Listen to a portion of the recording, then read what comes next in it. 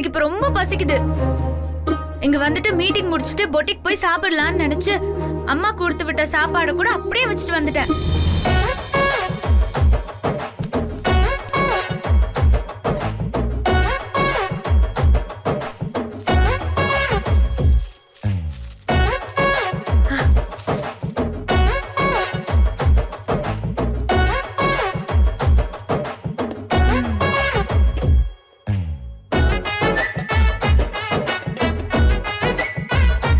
பாத்தீங்களா என் தெய்வத்தாய பார்வதியோட கைவண்ணம். எனக்காக குட்டி பாக்ஸ்ல கொழுக்கட்டை போட்டு கொடுத்து விட்டாங்க.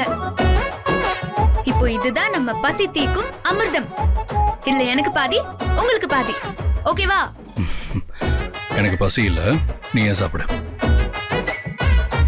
சாப்பிட்டுட்டு நான் கேட்டதுக்கு பதில் சொல்லிடு.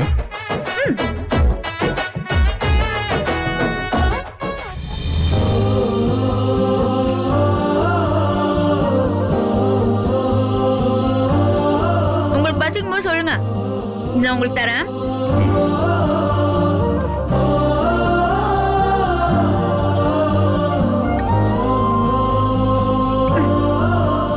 அப்பாடா, இப்போதான் கண்ணு தெளிவா தெரியுது.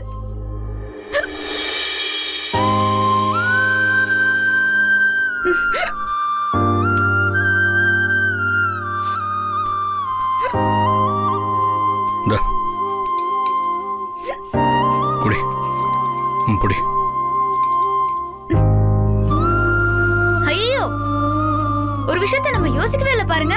என்ன? ஒருவேளை லிஃப்ட் சரியாக ரொம்ப லேட் ஆச்சுன்னா தண்ணிக்கு என்ன பண்றது? இந்த ஒரு குட்டி பாட்டில் எப்படி போதும் நமக்கு?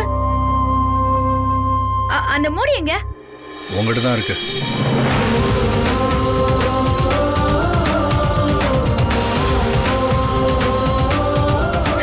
இப்படிதான் தொண்டைய நினைச்சு மேனேஜ் பண்ணிக்கணும்.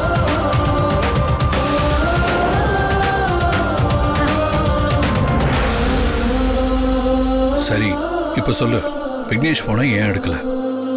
என்னங்க நீங்க இன்னும் அதே இடத்துல நிக்கிறீங்க? ஏன் எடுக்கலனா அன்னைக்கு சொன்ன அதே பதில் தான். அவர் கூட பேசணும்லாம் எனக்கு தோணல. அவர் லவ் ஏத்துக்கணும்னு தோணல. அவ்வளவுதான். அதான் ஏன் தோணல? என்ன பதில் தெரியலையே. அப்போ விக்னேஷ் உனக்கு பிடிக்கலன்னு சொல்ல முடியாது, அப்படிதானே? இப்போ என்ன உங்களுக்கு? விக்னேஷ் எனக்கு ரொம்ப பிடிச்சிருக்குன்னு சொல்லணுமா?